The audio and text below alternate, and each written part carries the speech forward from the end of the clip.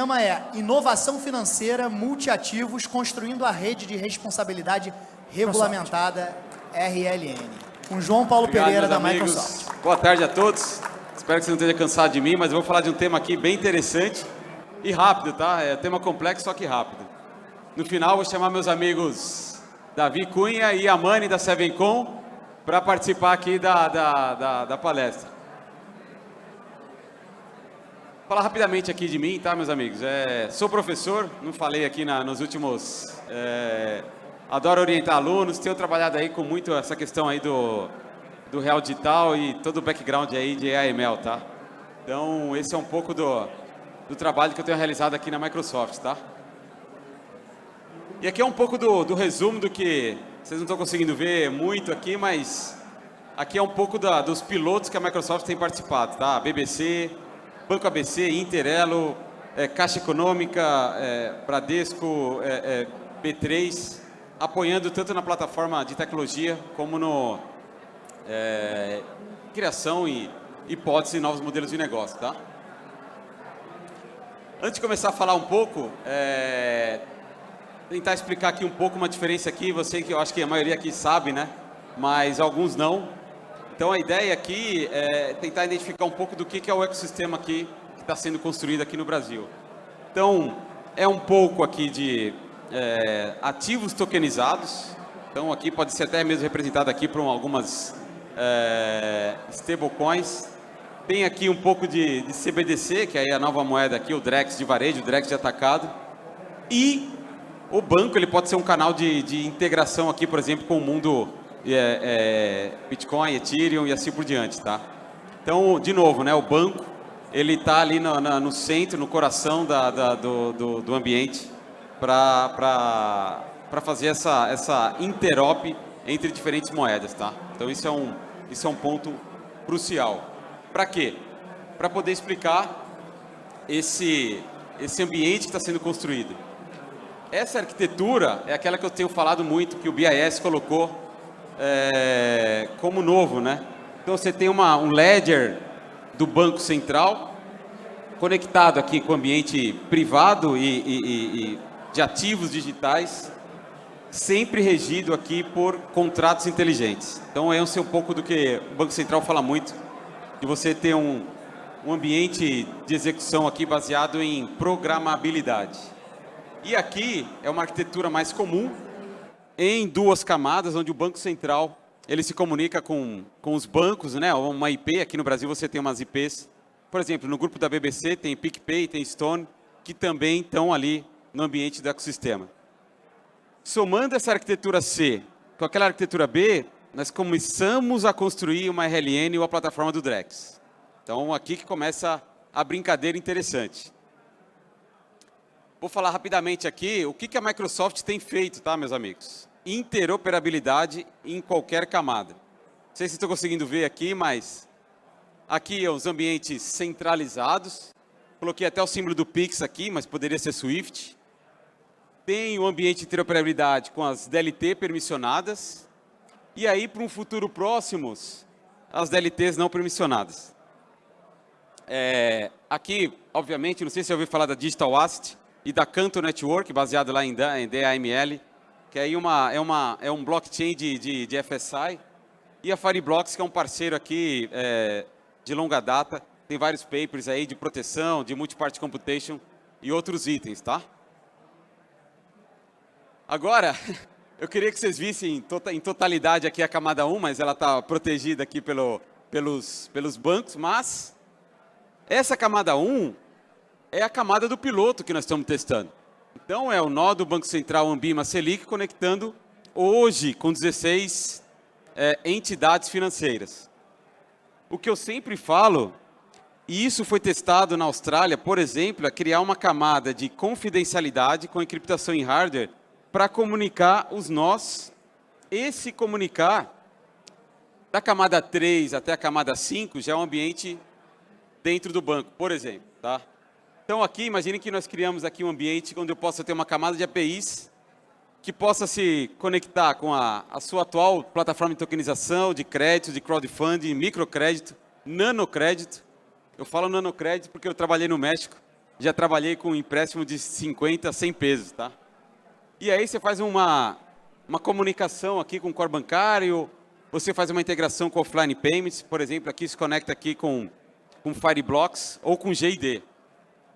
E aí você se comunica diretamente ali com o super app ou o aplicativo que está embarcado dentro do app do respectivo banco ou de uma IP. E aqui é aquela camada 4, onde você vai criar toda uma plataforma e agregação de serviços, né? Então aqui, se nós continuarmos esse desenho aqui, essa camada 4 aqui é onde vai entregar muito serviço, agregação de serviço e assim por diante.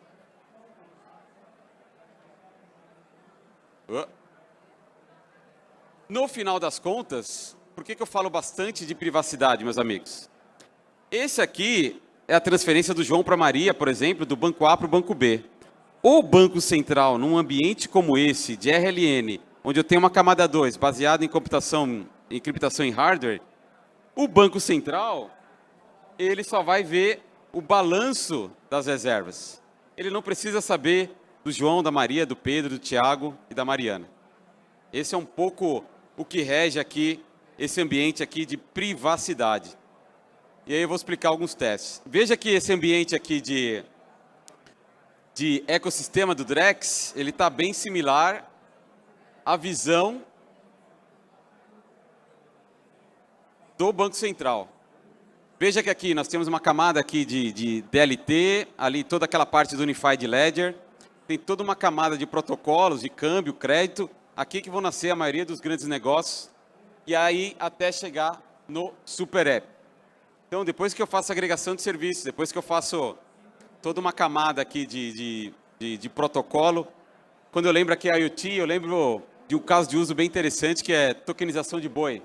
Só que para tokenizar um boi gordo, por exemplo, eu posso ter que fazer, ou ser mandatório, fazer um monitoramento de um determinado boi. Então, isso traz segurança e um tracking daquele ativo. Assim como eu coloco um sensor, por exemplo, numa plantação de milho e mandioca, eu posso fazer uma acariação com imagem de satélite, com sensor, microestações, e aí eu consigo fazer uma tokenização, ter um tracking e uma auditabilidade naqueles ativos, que podem estar tokenizados. Aqui é uma outra visão de todo o ecossistema aqui do Brasil. Então, eu tenho aqui todo o ambiente do Drex, eu tenho o ambiente do SPI do Pix, eu tenho como papel fundamental, como coração desse ecossistema, os bancos de varejo e as IPs, onde eles serão responsáveis toda a parte de conhecer seu cliente, conhecer a transação e aí fazer uma custódia segura. Aí começam os modelos de negócio, né, de terceirização, quarteirização e assim por diante. Além de ter toda uma plataforma de tesouraria, tokenização e de crédito e microcrédito. Indo mais para a ponta do cliente, pode ser factível aqui de ser utilizado um Super App ou PFPJ para oferecer serviços, né, oferecimento de e-cards de maneira online ou offline. Eu gosto de colocar aquele exemplo lá de cima, que é cooperativas hoje no Brasil já utilizam tokenização. Nós temos um caso, por exemplo, na Minasul, que 1 quilo de café verde equivale a 1 Coffee Coin, balizado pela Bolsa de Chicago. Então, esse é um dos exemplos.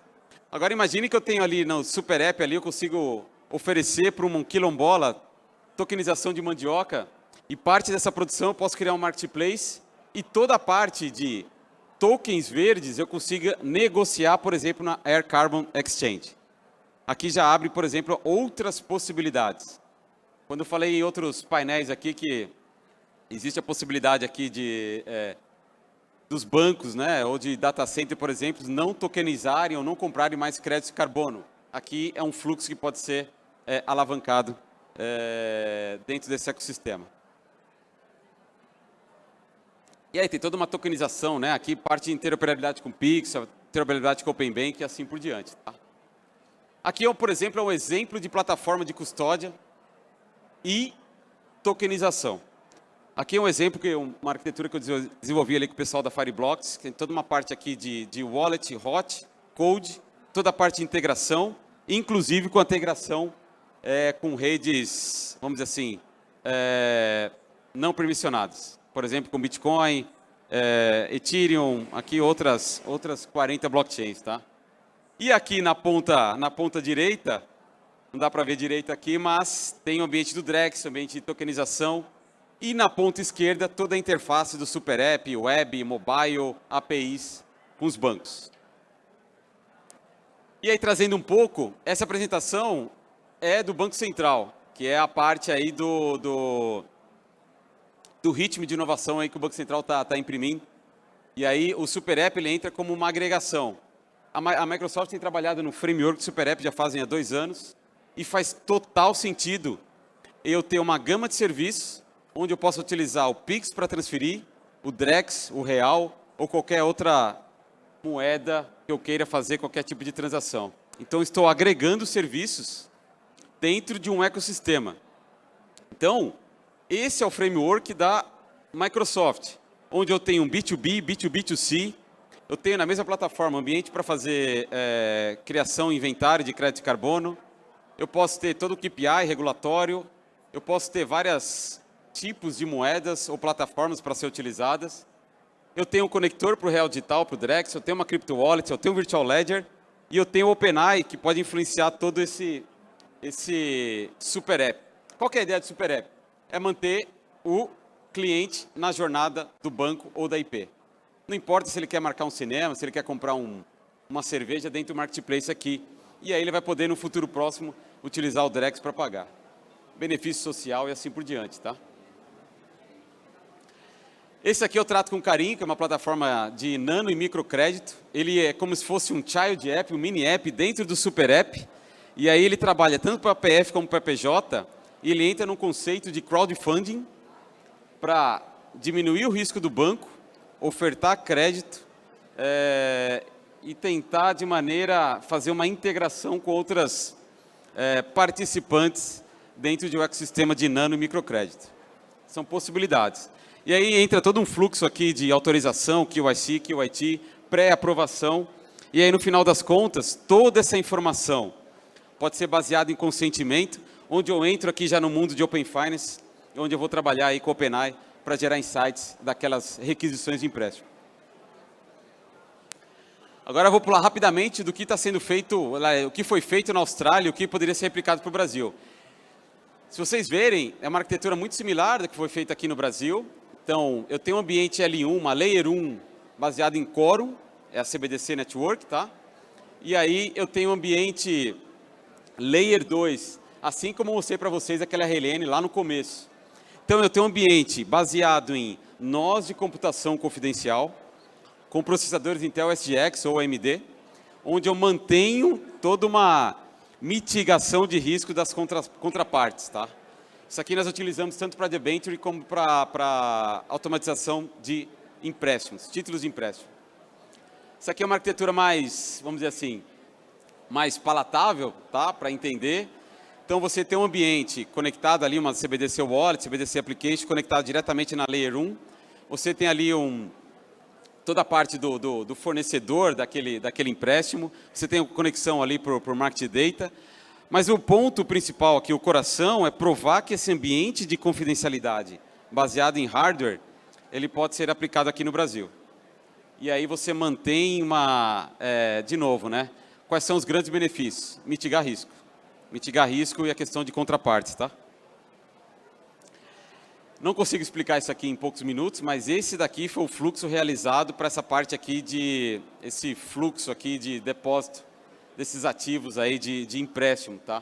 Então foi uma maneira automatizada, é que aqui não dá para ver, mas vocês vão ver aqui que tem alguns bancos que poderiam ser esses emprestadores, os fornecedores, e teriam dentro desse fluxo aqueles que podem, por exemplo, se usufruírem dessa tokenização de títulos de crédito. Aê, valeu, hein? Agora foi. Agora sim. E aqui, por exemplo, é a parte aqui de fracionalização e securitização de debentures. Agora entra num mundo bem nichado, tá, meus amigos?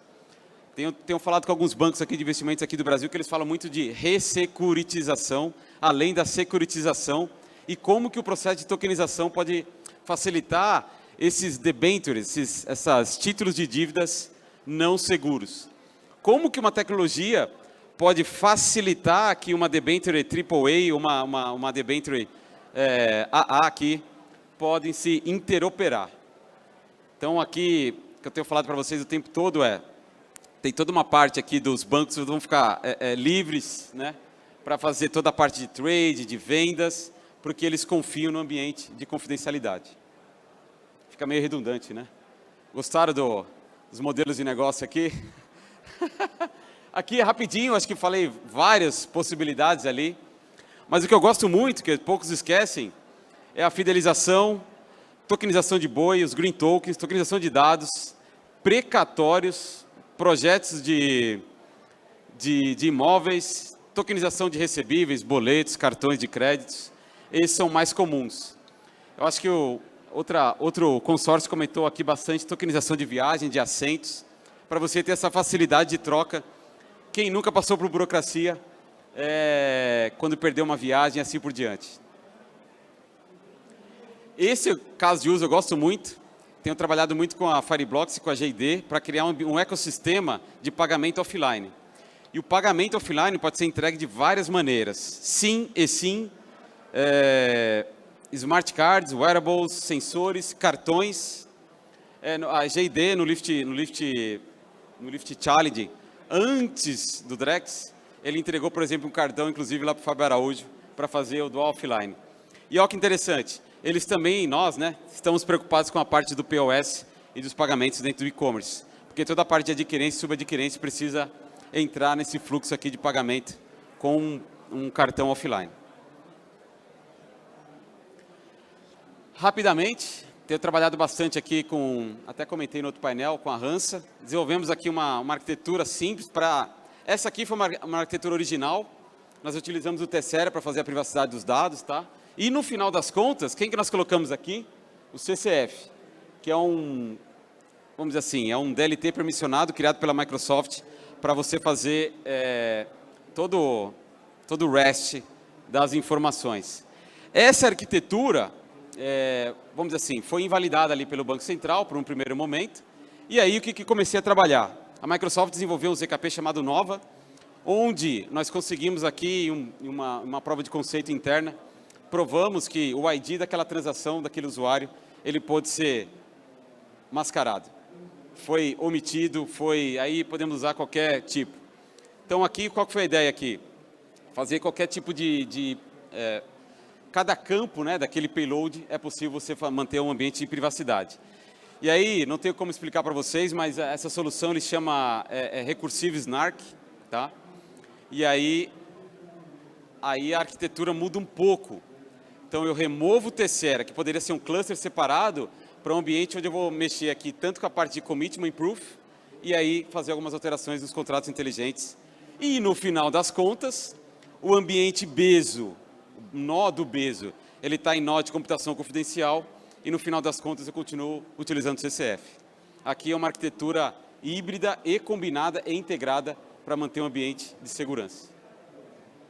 É isso, meus amigos. Agora eu vou convidar meu amigo Yamani, ele é da Sevencom, ele vai explicar algumas possibilidades aqui de uma arquitetura e depois eu vou chamar meu amigo Davi Cunha aqui para falar da empresa dele. Bom, tá. Aqui a gente está fazendo um estudo que a gente está fazendo, uns testes que a gente está vendo, né? Uma variação do desenho anterior do que o João colocou. A gente está colocando baseado na arquitetura do Bezo, só que na parte do Private Score, onde no desenho anterior tinha o Tessera, a gente está trabalhando direto para integrar o CCF dentro do Bezo. Então, na verdade, a gente coloca toda a parte que exige privacidade da transação dentro da arquitetura do Bezo, já integrar o CCF direto e com o enclave toda a parte de computação confidencial. E integrando aqui numa rede do DLT do próprio CCF Network para a parte de privacidade de transações. Qual a vantagem? Eu consigo garantir total privacidade do que é gravado. Por exemplo, hoje eu tenho, quando a gente trabalha com o Hyperledger, Bezo ou a plataforma Ethereum, ele tem 3 estruturas de dados. Então, uma que é a Global State, que ele tem uma Patricia Tree, a estrutura de dados, que é onde ele vai gravando todos os estados, todas as variáveis por exemplo, um saldo, um balance de uma conta Ethereum, de um account, ele vai gravando nesse arquivo. Tá? E tem a parte da transação que está no Level DB, que tem todos os parâmetros, todas as chamadas das transações que modificam o Global State. Tá? Então, quando eu tenho, esses dados são replicados em todos os nós, então todos os dados do Smart Contract estão nesse arquivo, então eu consigo verificar, acessar essa informação que é replicada. Tá? Então, aí nesse caso, eu posso ter um problema de privacidade. O ZKP, ele resolve, por exemplo, uma parte dessa privacidade, por exemplo, nos parâmetros que são gravados no Level DB, que são também que ficam armazenados ali nesse arquivo. Então, a ideia é que, assim, essa parte transacional continua, todas as interfaces, todas as chamadas de transações, eu continuo usando a estrutura do Ethereum normal, mas toda a parte de dados que exigem privacidade, a ideia é gravar diretamente no CCF, numa estrutura do Ledger, numa rede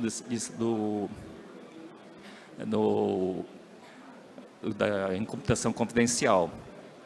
Isso também tem algumas vantagens. Por exemplo, quando eu trabalho só com Bezo direto, ele tem, por exemplo, tem 200, 300 nós, todos os dados são replicados em broadcast. Isso gera um congestionamento grande, depende do volume e congestionamento da rede. Tá? Se eu coloco no CCF, o CCF tem, por exemplo, um conceito de membros e participantes. Só os membros eles têm os nós que validam as transações. E os participantes, não necessariamente eles precisam do nó. Tá? Então, por exemplo, eu posso ter uma infraestrutura de mercado com um conjunto de 10, 12 nós, que tem esses ledgers que concentram toda essa parte privada, e os participantes, eles só têm esse plug para o CCF e não tem nenhum processamento adicional, não tem uma instalação de infraestrutura adicional. Isso tem uma redução de infraestrutura necessária para rodar toda essa rede. Tá. Davi. Valeu, Amani. Fica aí. Agora eu vou chamar meu amigo Davi para ele explicar a nova empresa que ele acabou de criar. Vou segurar aqui. Oi, pessoal. Boa tarde, tudo bem? Me apresentando aqui, Davi Cunha, CEO da Trust Tecnologia. Bom, primeiro, queria agradecer ao João por essa oportunidade de falar um pouquinho, apresentar minha nova empresa. Eu trabalhei com o João durante alguns anos na Microsoft, né? Nós somos grandes parceiros aí. Eu vim trabalhando nesses últimos anos muito focado, né, nas tecnologias de tokenização, blockchain. Agora, recentemente, participando, inclusive, né, cheguei a participar junto com a Microsoft de alguns consórcios. Né? E aí, olhando toda essa tecnologia que a gente está vendo aqui, né, poxa, todas essas arquiteturas, né, eu pensei, poxa, como é que a gente traduz isso em necessidade de negócio? Né? Como é que a gente leva essa tecnologia, o blockchain, para a instituição financeira, para o cliente, e como é que a gente gera receita? Como é que a gente resolve problemas reais do dia a dia? Foi daí que realmente nasceu a Trust Tech. Então, ela materializa todas essas arquiteturas, inclusive a Microsoft é uma grande parceira, né, aqui nossa, em inovação, em novos tecnologias que ajudam o cliente a acelerar com essa inovação. Então, basicamente, hoje a Trust Tech ela nasce, né, parceira de diversas instituições, exatamente para acelerar. Né, a gente se batizou de uma Reg Fintech, por quê? Porque ela combina, né, o conhecimento regulatório, né, de anos de trabalho junto ao Banco Central, conhecendo, né, acompanhando as últimas evoluções, o conhecimento de finanças e o conhecimento de tecnologia. Então, a Reg Fintech, regulação, financeiros e tecnologia, para ajudar a acelerar essa implementação. E como é que o verde aqui? Tá. E baseado nisso, né, nós estamos lançando um conjunto um conjunto de ofertas para exatamente ajudar a acelerar o que a gente chama de aplicabilidade, né? Então, a tecnologia aplicada, a partir de uma consultoria que olha para o meu negócio, e aí vem blockchain, tokenização, né?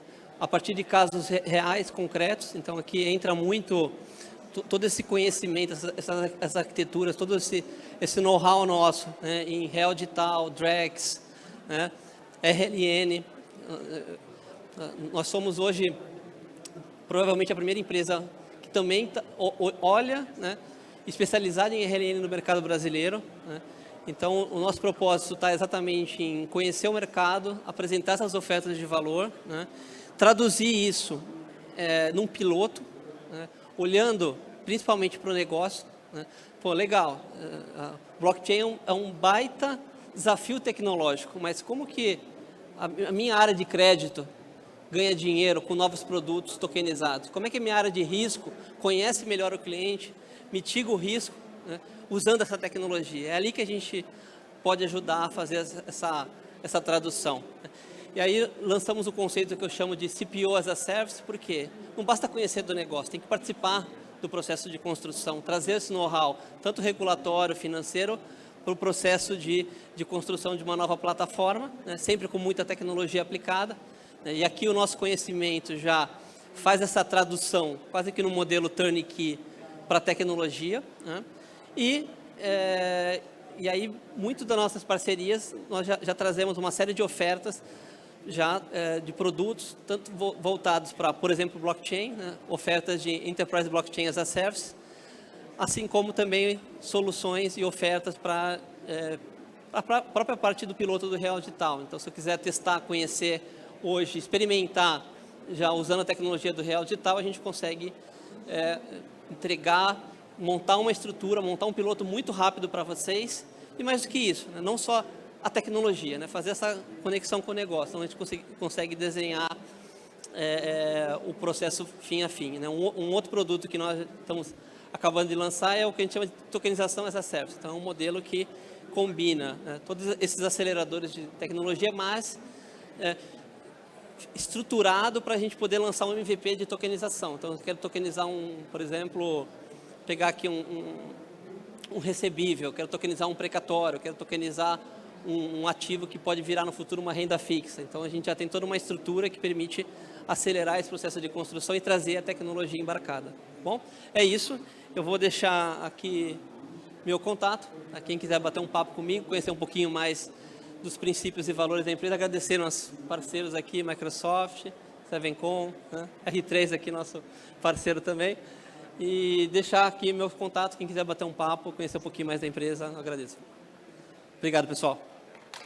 Valeu. Meus amigos, assim finalizamos essa sessão. Muito obrigado, atenção de todos. Deus abençoe.